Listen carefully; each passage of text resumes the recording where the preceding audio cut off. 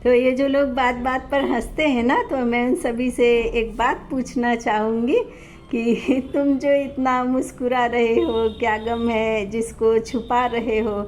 आँखों में नमी, हंसी लबों पर क्या हाल है और क्या दिखा रहे हो?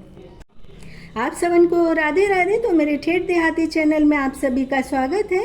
तो आज संडे टाइम में मैं गुजरे हुए ज़माने के बहुत ही सहज और दर्द भरी गज़लों से श्रोताओं की महफिल सजाने वाले एक सम्मानित गज़ल गायक, जो कि अब हमारे बीच नहीं रहे, कुछ पल के लिए अपने चैनल के माध्यम से उनकी गज़लों, उनका सफ़र, उनकी परिस्थितियाँ, सारी बातों को फिर से याद दिलाऊंगी। क्योंकि संसार का ये नियम है कि नई पीढ़ी के लोग, हम पुरानी पीढ़ी के लोगों के विचार, ज्ञान, संस्कृति को खुद में आत्मसात तो कर लेते हैं, लेकिन इनकी वजह से ही युग परिवर्तन होता है और दुनिया में एक नए युग का आगाज होता है और अपना एक अस्तित्व समाप्त कर देते हैं और ये नई पीढ़ी को खूबसूरत उपहार देते हैं। लेकिन नई पीढ़ी की भी जिम्मेदारी बन जाती है कि ये ऐसे लोगों को कभी ना भूलें। तो जब बिना हम किसी बात को लेकर टेंशन में होते हैं ना, तो गाने सुनते, लेकिन जब टेंशन बहुत ज़्यादा हद से ज़्यादा बढ़ जाती है ना, तो हम गाने की जगह गज़ल सुनते हैं या तो फिर शेरो शायरी सुनने लगते हैं। क्योंकि जहाँ एक तरफ गाने में भावनाओं को समुद्र सा बहाव रहता है, वहीं गज़ल के एक एक शब्द में भावनाओं का ठहराव रहता है, परिस्थितियों से समझौता होता है। तो जो भी लोग परिस्थितियों से समझौता कर चुके होते हैं ना, तो उनको गज़ल का एक एक शब्द अपने ज़िंदगी का गुजरा हुआ हकीकत का पल सा लगने लगता है। तो ये गज़लों के बादशाह है, गज़लों के सुरताज जगजीत सिंह है, जिनका कि असली नाम जगमोहन सिंह धीमान है और इनका जन्म 8 फरवरी 1941 में राजस्थान के श्री गंगानगर में हुआ था। और ये एक सिख परिवार से, बचपन से ही इनकी संगीत में बहुत ज़्यादा रुचि थी और इनके पिता एक सरकारी कर्मचारी थे और ये चाहते थे कि बेटा भी पढ़ लिख करके एक सरकारी अफसर बने। पर जगजीत सिंह को शुरू की दुनिया रास आई और इसलिए उन्होंने जालंधर में संगीत की शिक्षा प्राप्त की। उसके बाद ऑल इंडिया रेडियो स्टेशन पर गाना शुरू किया और उस ज़माने में ऑल इंडिया रेडियो स्टेशन पर एकदम परफेक्ट सिंगर ही गा सकते थे एवं रेडियो स्टेशन पर गाना बहुत बड़ी बात मानी जाती थी। लेकिन इनका सफ़र यहीं ख़त्म नहीं हुआ। खुद को और अधिक सफल बनाने के लिए इन्होंने मुंबई का रुख किया।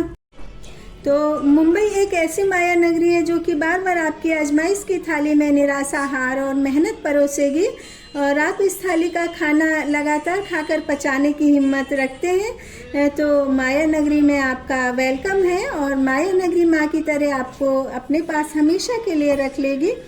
तो जगजीत सिंह ने पारंपरिक तबला सारंगी से हटकर एक गिटार, वायलिन जैसे वाद्य यंत्रों को गज़ल से जोड़ा।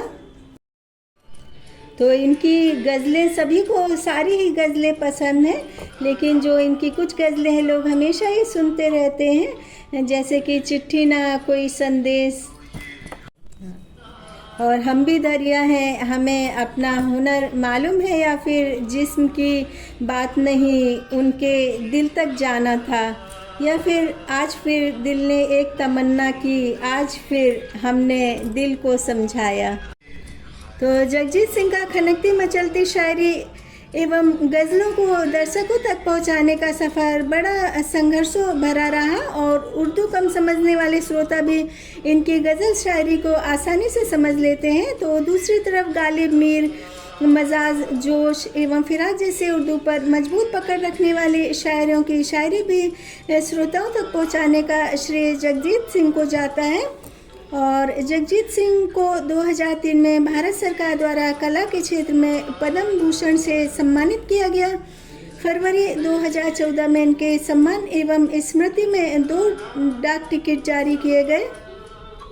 एवं जगजीत सिंह का परिवार मूलतः पंजाब के रोपड़ जिले के ढल्ला गांव का रहने वाला है और जगजीत सिंह का बचपन का नाम जीत था। करोड़ों दर्शकों एवं श्रोताओं अर्थात कुछ ही दशक में जग जीतने वाले पंजाब के गायक का नाम जीत से जगजीत सिंह हो गया और दुनिया भर की शोहरत दौलत मुट्ठी में आने के बाद भी जगजीत सिंह का पहला प्यार रेत की तरह उनकी मुट्ठी से फिसल गया। और एक इंटरव्यू के दौरान जगजीत सिंह ने बताया कि जालंधर में पढ़ाई के दौरान साइकिल से स्कूल जाते थे। रास्ते में उस लड़की का घर पड़ता था। जब वो लड़की के घर के सामने पहुंचते थे ना, तो कभी साइकिल की चेन को खुद से निकाल देते थे और या फिर कभी साइकिल का टायर पंचर कर देते थे ताकि लड़की के घर के सामने बैठ कर के उसको देखते रहें। और कुछ दिनों बाद उन्होंने बाइक ले ली। तब बाइक पर बैठ कर के उस लड़की को देखते थे, लेकिन वो लड़की की कुछ दिनों बाद ही शादी हो गई और जगजीत सिंह का दिल टूट गया। और पढ़ाई में जगजीत सिंह की कम दिलचस्पी थी। जहाँ तक मुझे लगता है, एक सिंगर का पढ़ाई से हमेशा 36 का आंकड़ा रहता है और इसी तरह एक क्लास में ये 2-2 बार तक ही रहते थे। उसके बाद कहीं जा कर के पास हो पाते थे और पिता की इजाज़त के बगैर पिक्चर देखना, फिर पिता की डांट खाना इनकी आदत में शुमार हो गया था। और गंगानगर में ही पंडित छगन लाल शर्मा के सानिध्य में रहकर 2 साल तक इन्होंने शास्त्रीय संगीत सीखा और फिर बाद में सैनी घराने के उस्ताद जमाल खान साहब से ख्याल, ठुमरी, ध्रुपद की बारीकियां सीखी और बम्बई आकर एक पेंगिस्ट के तौर पर रहा करते थे। विज्ञापन के लिए जिंगल गाकर या शादी समारोह में गाकर के भरण पोषण का इंतजाम कर पाते थे। और 1967 में जगजीत सिंह की मुलाकात एक संगीत के दौरान सिंगर चित्रा जी से हुई और 2 साल बाद इन्होंने चित्रा जी से शादी कर ली। जगजीत सिंह की पत्नी एक प्रसिद्ध गायक थी और इन दोनों के साथ में एक बहुत ही भयानक दुर्घटना हुई। इनके बेटे की कार के एक्सीडेंट में मृत्यु हो गई और इनके बेटे विवेक सिंह की मृत्यु जब हुई तो उनकी उम्र महज 20 वर्ष थी और माता पिता को कभी न भरने वाला असहनीय जख्म दे गया बेटा। इस घटना ने पति पत्नी दोनों को अंदर से तोड़ दिया और चित्रा जी ने संगीत से संन्यास ले लिया। वहीं दूसरी तरफ जगजीत सिंह के गीत गज़लों में बेटे का वियोग, टूटती उखड़ती सांसों को महसूस किया जा सकता था और दुखों का पहाड़ टूटना अभी ख़त्म नहीं हुआ था। कुछ समय बाद उनकी एक बेटी थी, उस बेटी की भी डेथ हो गई। तो इनकी ये गज़ल मुझे बहुत ज़्यादा पसंद है। तुमको देखा तो ये ख्याल आया, ज़िंदगी धूप है तुम घना साया, या फिर कोई फरियाद तेरे दिल में दबी हो जैसे तूने आँखों से कोई बात कही हो जैसे जागते जागते एक उम्र कटी हो जैसे। और इनकी ये गज़ल तो लोग भगवान के भजन में भी इस्तेमाल करते हैं, जैसे तेरे आने की जब खबर महके, तेरी खुशबू से सारा घर महके।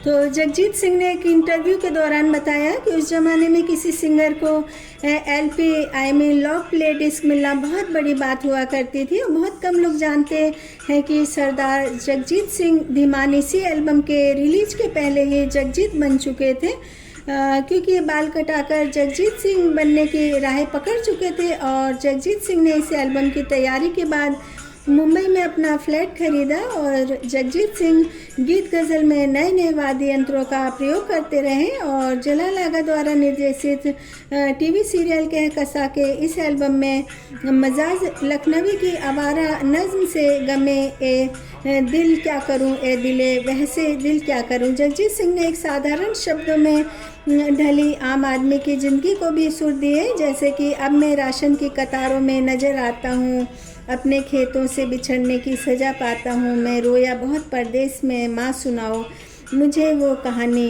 इसके अलावा ये दौलत भी ले लो, ये शोहरत भी ले लो, मगर मुझको लौटा दो मेरा बचपन का सावन, वो कागज़ की कश्ती, वो बारिश का पानी।